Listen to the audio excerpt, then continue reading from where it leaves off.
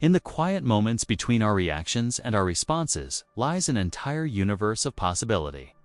Today, we embark on a contemplative journey through one of Napoleon Hill's most profound psychological insights, the transformative power of acting as if nothing bothers you. This is about cultivating a deeper form of psychological sovereignty, a state where your inner equilibrium becomes unshakable, not because you've numbed yourself to life's inevitable turbulence, but because you've developed the conscious capacity to choose your responses rather than be enslaved by your reactions. He noticed they shared a remarkable ability to maintain psychological equilibrium regardless of external circumstances. That part of your consciousness that can witness your emotions without being overwhelmed by them is this: nothing external has the power to disturb your peace without your unconscious permission. This doesn't diminish the reality of difficult circumstances or invalidate legitimate emotional responses. What if your emotional states are not caused by external events, but by your interpretation of those events?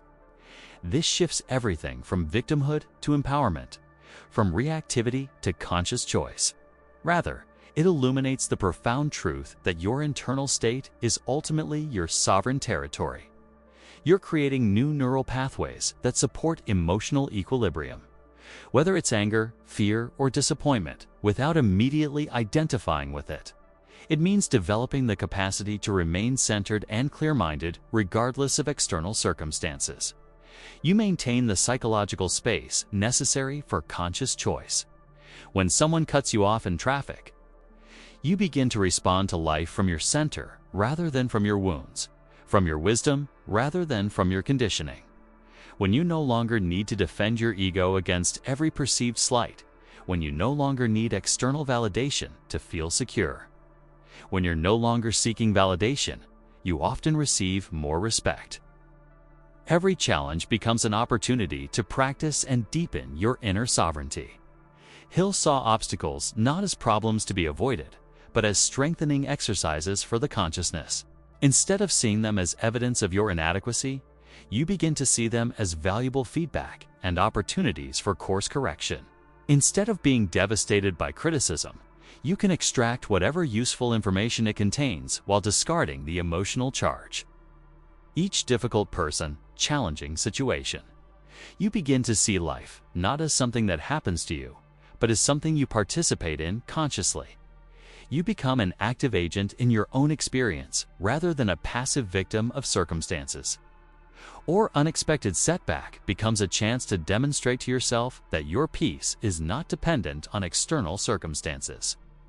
When you're no longer defending your position, you often find that your authentic influence increases. You discover a form of power that is both gentle and unshakable. Instead of automatically reacting with anger, pause and breathe. Notice the anger arising without judging it or yourself. Then consciously choose your response. A kind of relaxed confidence that didn't need to prove itself. They could receive criticism without becoming defensive, face setbacks without becoming discouraged, and encounter success without becoming arrogant. This wasn't because they were naturally gifted with these qualities, but because they had consciously developed them through practice. This might be a moment of compassion for the other driver, an observation about the pace of modern life, or simply a return to inner peace. You might as well use them as opportunities for growth and self-discovery. Every time you maintain your equilibrium in the face of provocation, you're literally rewiring your brain for greater resilience and wisdom. You're training your nervous system to maintain stability even in the presence of triggering stimuli. This isn't about becoming emotionally numb, and they often respond with more respect and consideration. Your unshakable center becomes a gift not only to yourself, but to everyone you encounter. It's about developing emotional intelligence and resilience. Most people live unconsciously, collapsing that space until stimulus and response appear to be one seamless, automatic process. From victimhood to empowerment, you begin to see emotions as information rather than commands, as weather patterns in the sky of consciousness rather than permanent features of your landscape. Acting as if nothing bothers you is essentially about expanding that space until you can consciously choose your response rather than being driven by unconscious patterns. It's the difference between saying, "I am angry," and "I notice anger arising within me." The ability to redirect negative energy rather than absorbing it or reflecting it back. When someone criticizes you, instead of defending or attacking, you might simply say, "I appreciate your perspective," and internally remain unmoved. This isn't about agreement or disagreement. It's about maintaining your psychological sovereignty. Our brains are constantly creating neural pathways based on our repeated thoughts and responses. When you consistently react to criticism with hurt, you're literally wiring your brain to make that reaction more automatic and intense over time. They had learned to observe their emotional responses from a place of conscious awareness rather than unconscious reactivity. This isn't about emotional suppression or spiritual bypassing. They face a setback and they feel defeated. They encounter success and they feel validated. In this paradigm, they are essentially emotional refugees, constantly at the mercy of their environment. Imagine for a moment, what would your life look like if external circumstances held no power over your internal state? What if criticism, setbacks, and even betrayals became merely data points rather than emotional earthquakes? This isn't the fantasy of stoic detachment. The water doesn't resist the stone, simply finds its way around it, maintaining its essential nature while adapting to the obstacle. This is the essence of acting as if nothing bothers you, not rigid resistance, but fluid adaptation while maintaining your core integrity. Those who achieved lasting success had developed what we might call psychological immunity, not immunity to feeling, but immunity to being controlled by those feelings.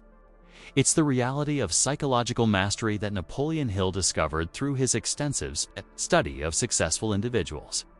Napoleon Hill, through his decades of research into the minds of the most successful individuals of his era, uncovered a fascinating pattern. Consider the metaphor of water flowing around a stone. When Hill studied figures like Andrew Carnegie, Thomas Edison, and Henry Ford, this psychological stance isn't about becoming cold or unfeeling. It's about developing what depth psychology calls the observing self, one of the most liberating realizations in human consciousness. Hill understood that most people live under the illusion that their emotional states are dictated by external circumstances. Someone criticizes them, and they feel hurt. But what if this entire framework was based on a fundamental misunderstanding of how consciousness actually works? Consider this psychological principle. Between every stimulus and response lies a space. And in that space lies your freedom to choose your response. Modern neuroscience validates what Hill intuited decades ago. However, when you practice acting as if nothing bothers you, the key lies in understanding that emotions are temporary neurochemical events, not permanent aspects of your identity. When you can observe an emotion arising, this practice transforms your relationship with difficult emotions from resistance to acceptance. Acting as if nothing bothers you is fundamentally a practice of conscious detachment. This doesn't mean becoming cold or unfeeling. Begin with small irritations. This practice requires what we might call emotional aikido. The goal isn't to become invulnerable, but to become consciously responsive rather than unconsciously reactive. One of the most profound aspects of this practice is how it reveals the paradoxical nature of true strength. Hill observed that truly successful people often displayed this quality. This psychological stance creates a fascinating dynamic in your relationships and interactions. When you're no longer easily triggered, you often find that others become less triggering. It's as if your inner peace creates a field of calm that affects everyone around you. People sense when someone is not easily disturbed from this perspective of psychological mastery. This doesn't mean seeking out difficulty or glorifying suffering. It means recognizing that since challenges are inevitable in human life, consider how this transforms your relationship with failure and setbacks. This shift in perspective is perhaps one of the most valuable aspects of this practice. At its deepest level, Acting as if nothing bothers you points toward a profound spiritual truth. Your essential nature is beyond the reach of temporary circumstances. The part of you that can observe your emotions is not itself emotional. The part of you that can witness your thoughts is not itself thinking. This observing consciousness is the foundation of your being, and it remains undisturbed regardless of what passes through your experience. Hill, though primarily focused on practical success, touched on this deeper dimension when he spoke about the infinite intelligence that successful people learn to access. This is not about religious belief, but about recognizing that your individual consciousness is connected to something larger than your personal identity and its concerns. When you truly understand that your essential nature cannot be touched by external circumstances. This isn't about judgment, but about learning and growth. Here are some contemplative practices that can support your development. To receive criticism without defense, you develop what Hill called controlled attention. The ability to direct your consciousness intentionally rather than having it pulled around by every external stimulus. And to encounter success without ego inflation. These are all forms of practicing psychological sovereignty. When you're no longer easily disturbed, you stop attracting and creating unnecessary drama. When you're no longer seeking validation, he saw that personal transformation inevitably leads to external transformation, not because the universe rewards good behavior, but because clarity of consciousness leads to clarity of action, which leads to better results. You attract more authentic relationships. When you're no longer defensive, you invite more honest communication. You naturally begin to act as if nothing bothers you, not as a technique or strategy, but as an expression of your deepest truth. It allows you to engage with life more fully because you are no longer constantly protecting yourself from it. You can love more deeply because you're not afraid of loss. This isn't about controlling circumstances, but about choosing your response to them, not through magical thinking, but through the natural consequences of clearer perception and wiser choices. You begin to see opportunities where you once saw obstacles, possibilities where you once saw limitations, and growth where you once saw problems. Notice the gap between trigger and reaction, and gradually expand that space through conscious awareness. You build evidence for yourself that this way of being actually works, which reinforces your commitment to the practice. You can create more boldly because you're not attached to specific outcomes. You can serve more effectively because you're not distracted by your own emotional turbulence. You realize that maintaining drama and reactivity is actually more effort than maintaining peace and clarity. This recognition doesn't make you indifferent to life, quite the opposite. The journey toward this level of psychological mastery requires consistent practice and gentle persistence. Morning intention setting. Begin each day by setting the intention to remain centered regardless of what the day brings. Mindful observation. Throughout the day, practice observing your emotional responses without immediately acting on them. Evening reflection. Before sleep, review the day's challenges and notice where you maintained your center and where you lost it. Boundary practices. Learn to say no without explanation. Compassionate detachment. Practice holding space for others' emotions without absorbing them, supporting others without fixing them, and caring without controlling. These practices gradually build your capacity to remain internally stable while fully engaging with life. Inevitable ups and downs. One of the most remarkable aspects of developing this psychological mastery is how it affects your entire life ecosystem. Your transformed internal state begins to transform your external reality. This creates a positive feedback loop, as your external reality improves through your internal transformation.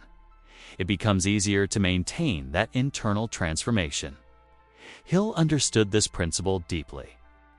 As you develop greater mastery over your emotional responses, you can begin to explore more sophisticated applications of this principle. You might find yourself able to remain calm in the midst of others' emotional storms, providing a stabilizing presence that helps everyone involved find their center. You might discover that you can receive even harsh criticism with genuine gratitude, extracting whatever truth it contains while remaining unmoved by its emotional charge. You want this principle to become so integrated into your consciousness that acting as if nothing bothers you becomes as natural as breathing. You might find that you can face major setbacks with equanimity. From your wisdom rather than your conditioning, from your strength rather than your fears. Freedom from being controlled by external circumstances. Remember that acting as if nothing bothers you is not a destination, but a journey. A lifelong practice of deepening self-awareness and conscious choice. Instead, it promises that you'll develop the inner resources to meet whatever life brings with grace, wisdom, and strength. You'll discover that your happiness is not dependent on external circumstances, but on your relationship with those circumstances. It's an invitation to discover the unshakable peace that exists at your core, beneath all the turbulence of daily life. Freedom from being enslaved by your emotional reactions, freedom to choose your response to life rather than being at its mercy. Center yourself in this moment. And remember, your peace is not dependent on the world's cooperation. It's a choice you make moment by moment, breath by breath, day by day. Practice observing rather than immediately reacting. Practice responding from your center rather than your wounds. Be patient with yourself. The choice, as always, is yours. And in that choice lies both your freedom and your power.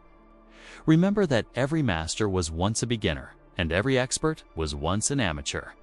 Your commitment to this practice, maintained over time, will transform not only your inner experience, but your entire life.